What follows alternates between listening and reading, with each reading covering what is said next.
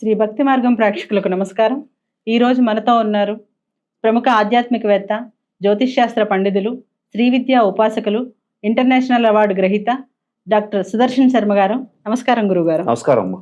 గురువుగారు, జూన్ మాసంలో ద్వాదశ రాశుల యొక్క ఫలితాలను తెలియజేయండి. అందులో తులారాశి యొక్క ఫలితాలను తెలియజేయండి గురువుగారు. మంచి ప్రశ్న వేసావమ్మా. ఈ విషయం తెలుసుకోబోయే ముందు కాస్త ఆధ్యాత్మికంగా దైవ ప్రార్థన చేసుకున్న విషయంలోకి వెళ్దాం.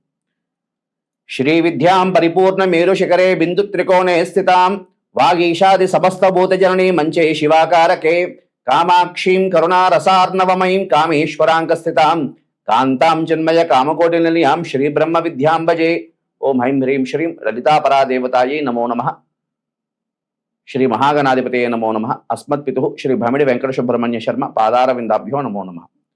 ప్రధానంగా ఈ తులారాశి వారి యొక్క ఫలితాలు తెలియజేయబోయే ముందు ముఖ్యంగా ఏ ఏ నక్షత్రం వారు ఈ యొక్క తులారాశి వారికి సంబంధించిన వారి విషయం గురించి తెలుసుకుందామమ్మా. చిత్తా నక్షత్రం 3-4 పాదాలు, అదేవిధంగా స్వాతి నక్షత్రం 1, 2, 3, 4 పాదాలు, అదేవిధంగా విశాఖ నక్షత్రం 1, 2, 3 పాదాల వారు ఈ యొక్క తులారాశి వారికి సంబంధించిన వారు అవుతారమ్మా. ముఖ్యంగా వీరి యొక్క గ్రహస్థితిని తీసుకుంటే పంచమంలో రాహు యొక్క సంచారం, అదేవిధంగా షష్ఠ స్థానంలో శని యొక్క సంచారం, అదేవిధంగా ఈ జూన్ 2వ తేదీ నుండి గురుడు మిథున రాశి నుండి దశమస్థానమైనటువంటి కర్కాటక రాశికి ప్రవేశించాడు. తత్కారణం చేత ఈ యొక్క తులారాశి వారికి చాలా విశేషమైనటువంటి యోగదాయకమైనటువంటి గ్రహస్థితి నడుస్తున్నదని చెప్పచ్చమ్మా. ప్రధానంగా తీసుకుంటే ఏ రంగంలో వారికైనా విశేషమైనటువంటి ఫలితాలు కలగడానికి అవకాశం అనేది ఉన్నది.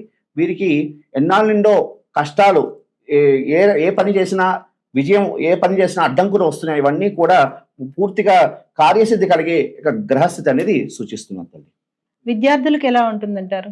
ప్రధానంగా విద్యార్థులకి ప్రతి విషయంలో కూడా విజయం సాధించే యోగ్యత అనేది కనబడుతున్నదమ్మా. అదేవిధంగా ఉన్నతమైనటువంటి విద్య కోసం ప్రయత్నం చేస్తున్న వాళ్ళకి కూడా విశేషమైనటువంటి ఫలితాలు కలగడానికి అవకాశం ఉన్నది. పరీక్షల్లో కూడా విశేషంగా వీరు ఉత్తీర్ణత సాధించడానికి గ్రహస్థితి సూచిస్తున్నదమ్మా. ఉద్యోగస్తులకు ఈ మాసంలో ఎలా ఉంటుందంటారు? ముఖ్యంగా ఈ యొక్క గురుడు దశమస్థానంలో సంచారం చేయడం ద్వారా నిరుద్యోగులకి ఉద్యోగం లభించే యోగ్యత అనేది కనపడుతున్నదమ్మా. అదేవిధంగా ఈ ఉద్యోగస్తులు కూడా ప్రమోషన్లు సిద్ధించే యోగ్యత అనేది కనపడుతున్నది. అదేవిధంగా అధికారులతో సన్మానాలు సత్కారాలు చేయించే గ్రహస్థితి కూడా కనపడుతున్నారు. అవివాహితులకు ఎలా ఉంటుందంటారు? ప్రధానంగా ఈ ఈ యొక్క తులారాశి వారికి ఎన్నాళ్ళ నుంచో వివాహం కోసం ప్రయత్నం చేసి అలిసిపోయినట్టు వాళ్ళందరికీ కూడా ప్రేక్షకులకు చెప్తున్నాను, 100% వివాహ యోగం అనేది ఖచ్చితంగా కనపడుతున్నది. ఎందుకంటే వెతుక్కోకుండానే మన ఇంటికి పెళ్లివారు వచ్చి వివాహం ఖాయం చేసుకునే గ్రహస్థితి కనపడుతున్నది. కాబట్టి ఇదంతా ఈ యొక్క తులారాశి వారికి ఇది అదృష్టమైనటువంటి వార్త. కాబట్టి వివాహం కోసం ప్రయత్నం ఖచ్చితంగా ఎన్నాళ్ళ నుంచో వివాహం కోసం విసిగెత్తిపోయిన వారికి ఖచ్చితంగా ఈ యొక్క జూన్ మాసంలో వివాహం సిద్ధించే గ్రహస్థితి ప్రస్ఫుటంగా కనపడుతున్నదమ్మా. సంతానం గురించి ప్రయత్నం చేసే దంపతులకి ఏ విధంగా ఉంటుందంటారు? ఖచ్చితంగా ఈ యొక్క సంతానం కోసం ప్రయత్నం చేస్తున్న వారికి కూడా సంతాన యోగ్యత అనేది కనబడుతున్నది. ఎందుకంటే గురుడు పుత్రకారకుడు. అటువంటి గురుడు దశమస్థానంలో ఉచ్చస్థితిలో ఉండడం ద్వారా ఖచ్చితంగా సంతాన యోగ్యత అయితే ఖచ్చితంగా కనబడుతున్నదమ్మా. గురువు గారు, ఈ రాశి వారికి ఆరోగ్య విషయంలో ఏమైనా జాగ్రత్తలు తీసుకోవాలంటారా? ముఖ్యంగా అమ్మ, ఈ యొక్క తులారాశి వారికి సంబంధించి షష్ఠ స్థానంలో శని సంచారం వల్ల కాస్త ఆరోగ్య విషయంలో కాస్త జాగ్రత్తలు తీసుకోవాలమ్మా. ఎందుకు అంటే ఉదర సంబంధమైనటువంటి ఇబ్బందులు, అదేవిధంగా కాస్త కాళ్ళు, అదేవిధంగా మునుకులు సంబంధమైనటువంటి అస్థి సంబంధమైనటువంటి అనారోగ్యాలు సూచిస్తున్నాయి. అదేవిధంగా ఈ రాశి వారు కాస్త వాహనం నడిపేటప్పుడు కాస్త జాగ్రత్తలు తీసుకోవాలి.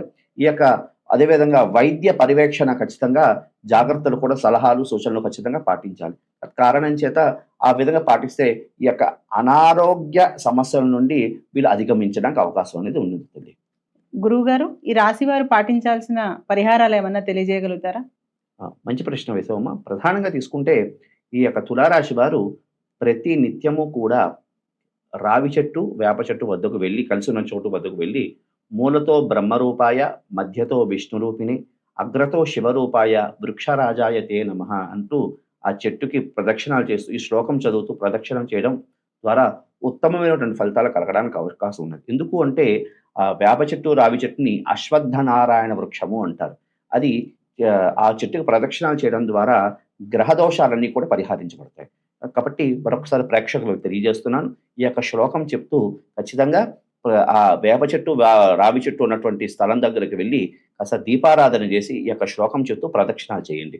మూలతో బ్రహ్మరూపాయ, మధ్యతో విష్ణురూపిణి, అగ్రతో శివరూపాయ, వృక్షరాజాయతే నమః అంటూ ఈ విధంగా ప్రదక్షిణాలు చేయడం ద్వారా ఉత్తమమైనటువంటి ఫలితాలు పొందడానికి అవకాశం ఉంటుంది.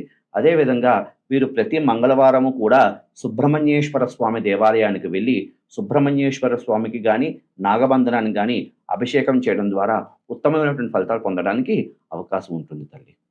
గురువుగారు, ఈ రాశి వారికి కలిసి వచ్చే రంగులు తెలియజేయగలుగుతారా? ఆ! ప్రధానంగా ఈ తులారాశి వారు ఆకుపచ్చ వర్ణము, అదేవిధంగా కలిసొచ్చే రంగు ఆకుపచ్చ, అదేవిధంగా ఎరుపు వర్ణము, అదేవిధంగా శ్వేత వర్ణము. ఈ వర్ణాలు ధరించడం ద్వారా ఉత్తమమైనటువంటి ఫలితాలు, అంటే వాళ్ళు ఈ వస్త్రాలు ధరించి కార్యసాధనకి వెళ్ళడం ద్వారా ఉత్తమమైనటువంటి ఫలితాలు కలగడానికి అవకాశం ఉంది తల్లి. గురువుగారు, ఈ రాశి వారికి కలిసి వచ్చే వారాలు ఏంటి తెలియజేయగలుగుతారు? ప్రధానంగా అమ్మా ఈ యొక్క తులారాశి వారికి సంబంధించి సోమవారము, అదేవిధంగా గురువారము, అదేవిధంగా శనివారము వీరికి కలిసొచ్చే వారాలమ్మ. ఈ వారాల్లో వారి కార్యసాధనార్థం బయటికి వెళ్ళడం ద్వారా ఉత్తమమైనటువంటి ఫలితాలు కలగడానికి అవకాశం ఉంటుంది. చాలా మంచి విషయాలు తెలియజేశారు గురుగారు. నమస్కారం. శుభమస్తు.